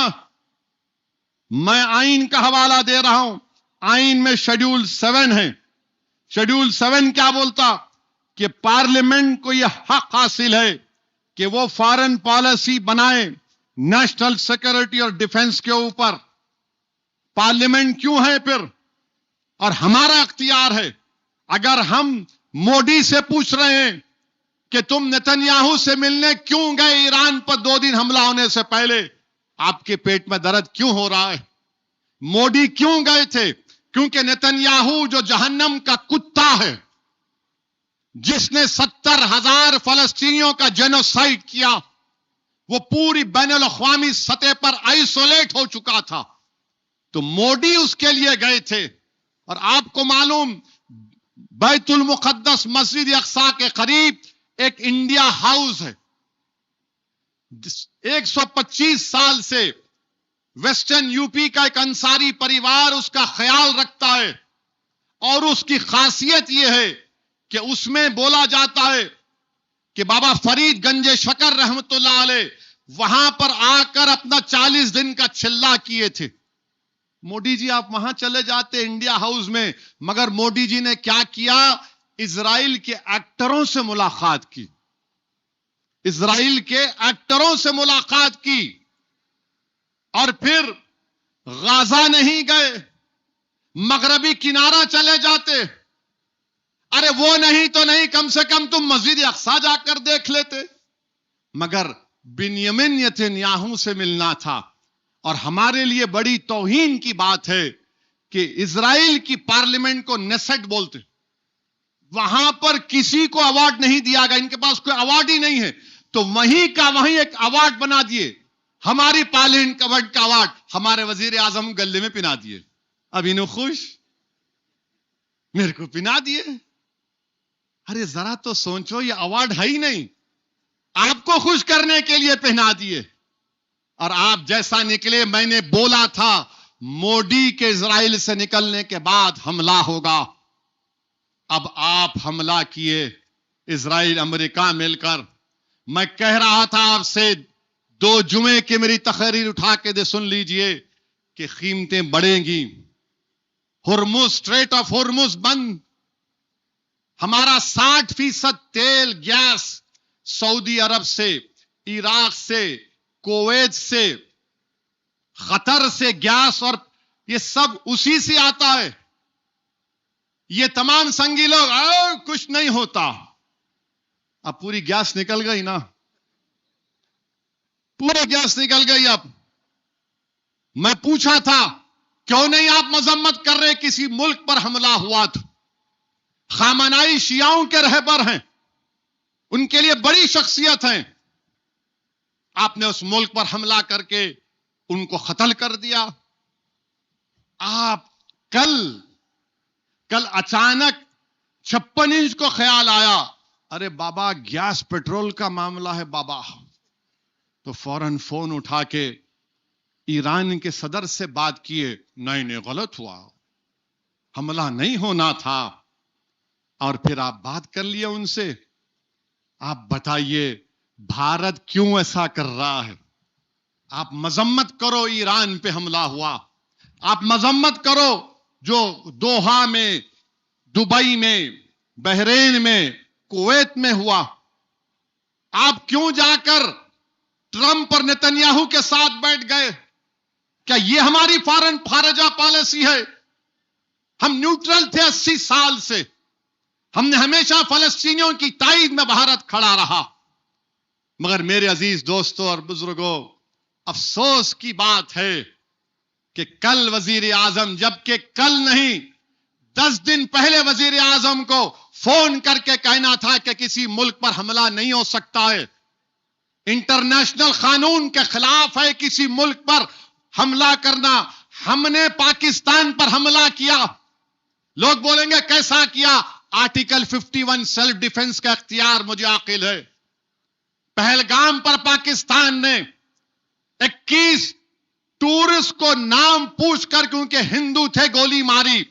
میں نے آل پارٹی میٹنگ میں کہا کہ مارو پاکستان کو، کیونکہ آرٹیکل 51 UN چارٹر ہم کو اس بات کا اجازت دیتا ہے. مگر ایران پر ٹرمپ اور نتنیاہو کیوں حملہ کیے؟ یہ ظالم لوگ بات چیت کر رہے تھے.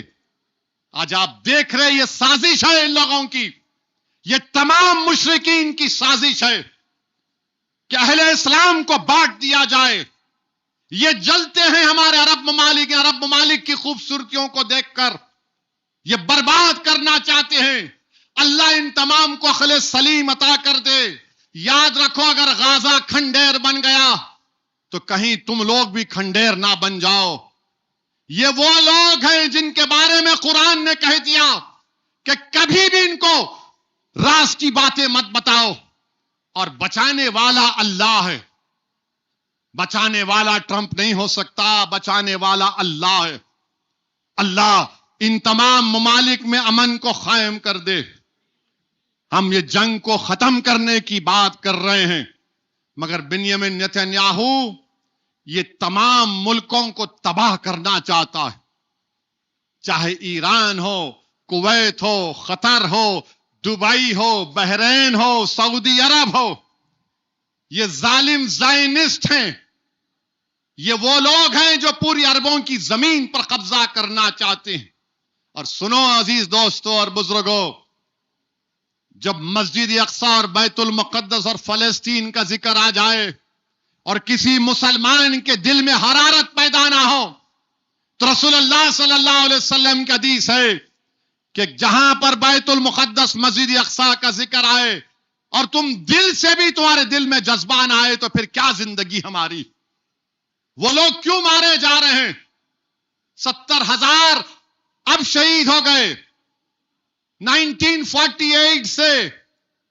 اگر دیکھو آپ، اتنے لوگ مارے گئے، 10 لاکھ سے زیادہ لوگ مارے گئے اب تک، 15-20 لاکھ سے زیادہ لوگوں کو بے گھر کر دیا گیا. آپ حد ہو گئی. یہ ظالم زائنسٹ، اتنی گندی فوج ہے اسرائیل کی. ویڈیو ہے ایک فلسطینی سے، اس کا ریپ کر رہے ہیں فلسطینی کا. آرتھوپیڈک ڈاکٹر ہے، ریپ کر کے وہ مر گیا تو حکومت نیتنیاہو کی اس کو ان تمام ظالموں کو بری کر دیا. ویڈیو ہے، آپ دیکھ سکتے ہیں ویڈیو کو. یہ ظلم کیا جا رہا ہے فلسطینیوں پر، اور مجھے یقین ہے کہ انشاءاللہ تعالی اللہ ضرور ان فلسطینیوں کی مدد کرے گا. اللہ ضرور ان کو سرخرو کرے گا. اور یاد رکھو عزیز دوستو اور بزرگوں، یہ وہ جگہ ہوگی جہاں پر حشر کا میدان ہوگا. یہ وہ جگہ ہوگی جہاں پر ہم تمام کے اعمال اور ہماری عمل کا حساب کتاب دیا جائے گا.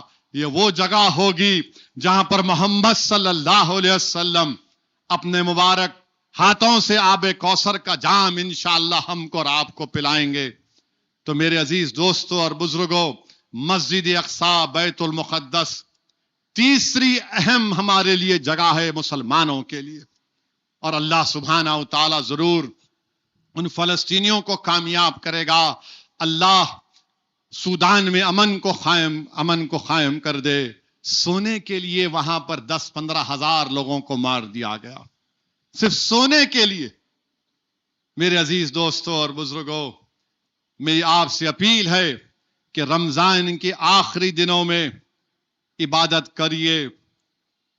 آپ کو نئے کپڑے بنانا ہے ضرور بنائیے، مگر ایک بات یاد رکھیے، اللہ کو راضی کرنا ہے. اللہ کی رحمت جوش میں ہے. اپنی اولاد کو، اپنے ماں باپ کو، ان تمام سب مل کر اللہ کی رضا کی کوشش کریے. اللہ کی رحمت جوش میں ہے. نہیں معلوم کہ آئندہ سال ہم کتنے لوگ زندہ رہیں گے. زندگی ختم ہونے والی ہے. یاد رکھو، یہ دنیا ختم ہو جائے گی. ہم تمام کو اس آنے والی دنیا کے لیے اپنے اعمال کو صحیح کرنا ہے. اور میں آپ سے اپیل کر رہا ہوں کہ آپ احتیاط برتیے، دین کا لحاظ رکھیے، بے حیائی کو عام مت کریے. بے حیائی کو عام مت کریے. خدا کے لیے اپنے ماں باپ کی خدمت کریے. اچھے انسان بنو. بیوی کو چاہو ضرور، مگر یاد رکھو ماں باپ کو بھی نہیں بھول سکتے.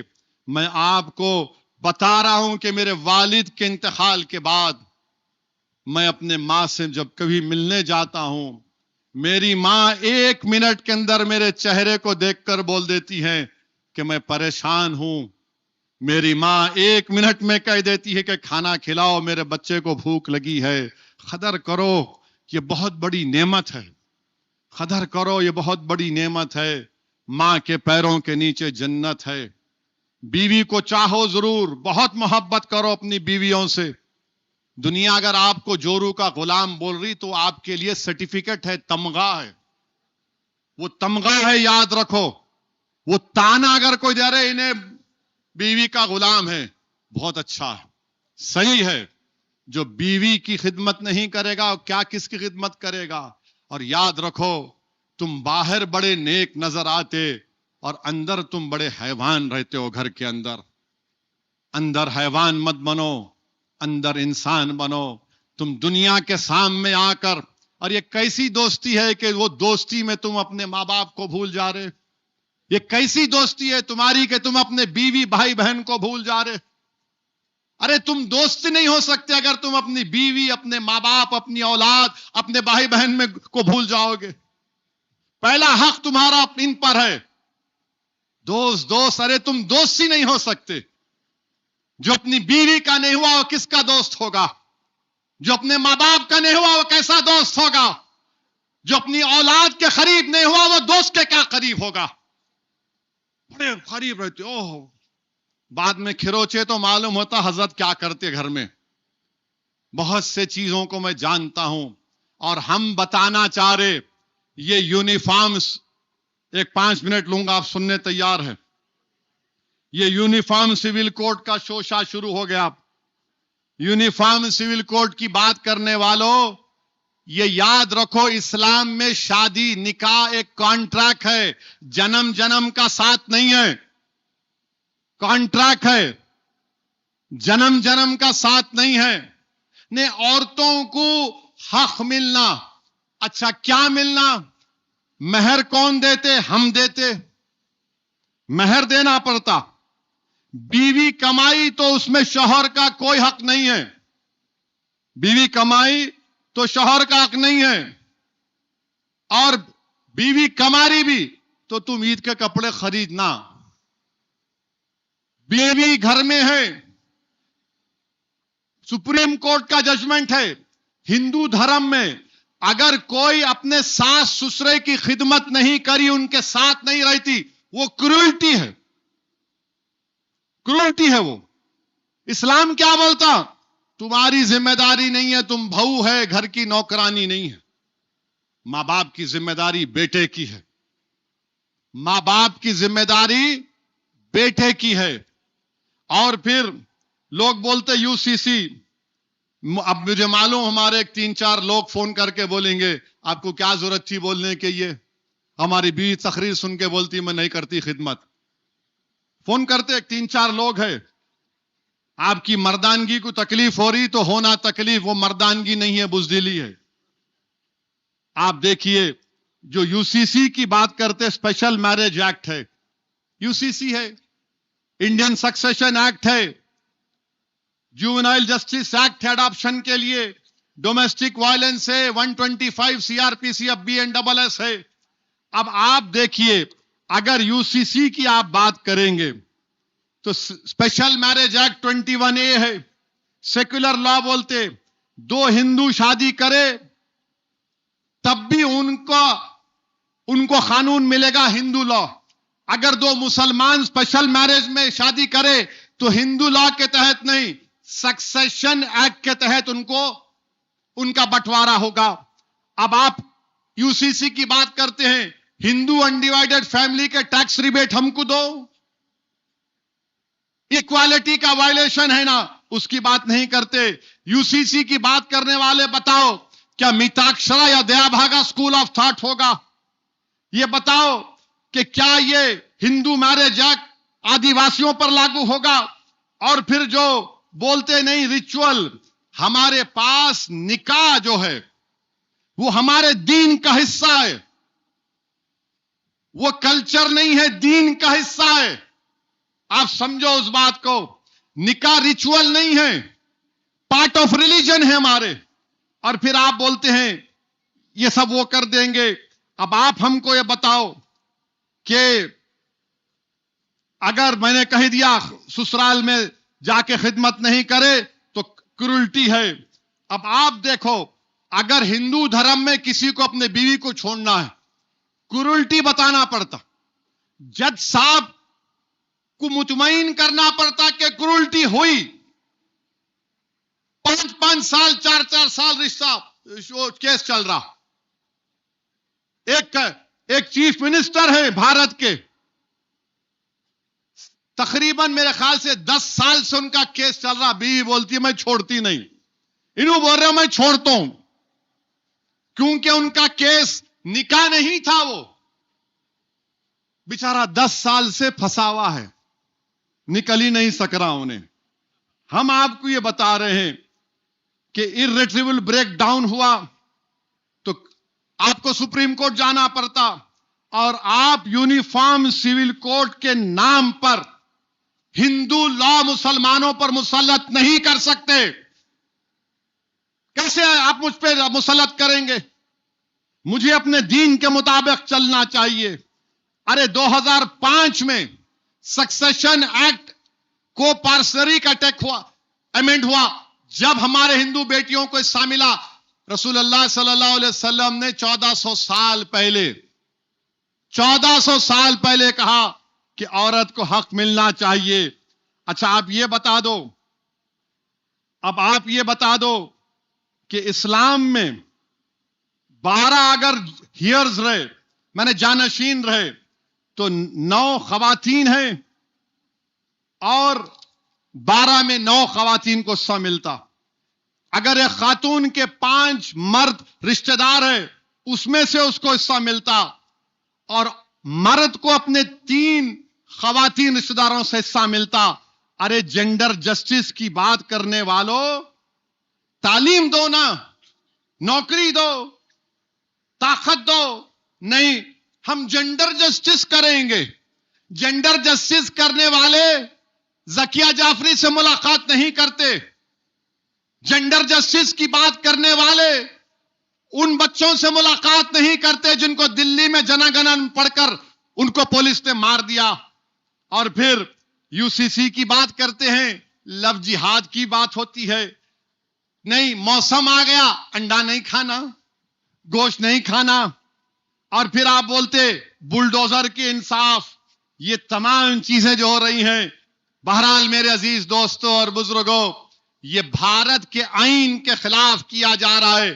میں آپ سے اپیل کر رہا ہوں کہ اپنے دین کی طرف واپس چلو, اپنے دین کی طرف واپس چلو, اپنے دین سے وابستہ ہو جاؤ, قرآن اور سنت پر سختی سے عمل کرو, اچھے انسان بنو. انشاءاللہ تعالی اللہ ہم کو کامیاب کرے گا. یہ ظلم کرنے والے انشاءاللہ اللہ ان کو پکڑے گا, اور جب اللہ ان کو گرفت لے گا نا تو کوئی تم کو نہیں بچا سکے گا. انشاءاللہ اللہ تم کو گرفت لے گا. تم مظلوموں پر ظلم کر کے ان کو دبا کر اپنی بہادری سمجھ رہے ہو. ارے یاد رکھو, تاریخ گواہ ہے انسانیت کی, انصاف ہوا ہے, انصاف ہوگا انشاءاللہ تعالی. مجلس اتحاد المسلمین آپ کی طاقت, آپ کی آواز اور آپ کی پہچان ہے. مجلس اتحاد المسلمین اتحاد کا پیغام دیتی ہے, اس لیے دیتی ہے کہ رمضان میں ہم نے ایک ہی وقت میں روزہ کھولا, ایک ہی وقت میں نمازیں پڑھی. اتحاد کا پیغام دیا جا رہا ہے. تو میرے عزیز دوستوں اور بزرگوں, یہ ماہ مبارک ہم تمام کو اتحاد کا پیغام دے رہا ہے. اور یاد رکھو, اگر حسین کی طرح موت چاہتے ہو تو یزید کی طرح زندگی مت گزارو. اگر حسین کی طرح زندگی موت چاہتے ہو تو یزید کی طرح زندگی مت گزارو. یاد رکھو, یہ دارالعمل ہے دنیا, دارالجزا نہیں ہے. دارالجزا وہاں ہے. یہ عمل کرنا ہمارا کام ہے. عمل کرو, متحد رہو, ڈر اور خوف کو اپنے قریب آنے مت دو. سوائے اللہ سے ڈرنا ہے, کسی غیر اللہ سے نہیں ڈرنا ہے. اللہ ہمارے لیے کافی ہے. حسبنا اللہ نعم الوکیل، حسبنا اللہ نعم الوکیل. اپنی نظریں اٹھا کر دیکھو کہ 70,000 فلسطینی مر گئے، مگر ایک مجھے واقعہ دکھاؤ کہ کسی فلسطینی نے خودکشی کر لی. گھر اجڑ گیا، بچے مر گئے، مگر آج بھی روزہ کھول کے دعا کر رہا ہے اللہ تیرے دین کو غالب کر دے. میرے عزیز دوستو اور بزرگوں، آئندہ جمعہ اگر انشاءاللہ روزہ رہا تو مجلس کا جلسہ بھی ہوگا. میری آپ سے گزارش ہے کہ ان دعاؤں میں مجلس کی کامیابی کے لیے اور مجلس کی مضبوطی کے لیے دعا فرمائیے اور دعا کریے کہ اللہ مجلس کے محروم قائدین کی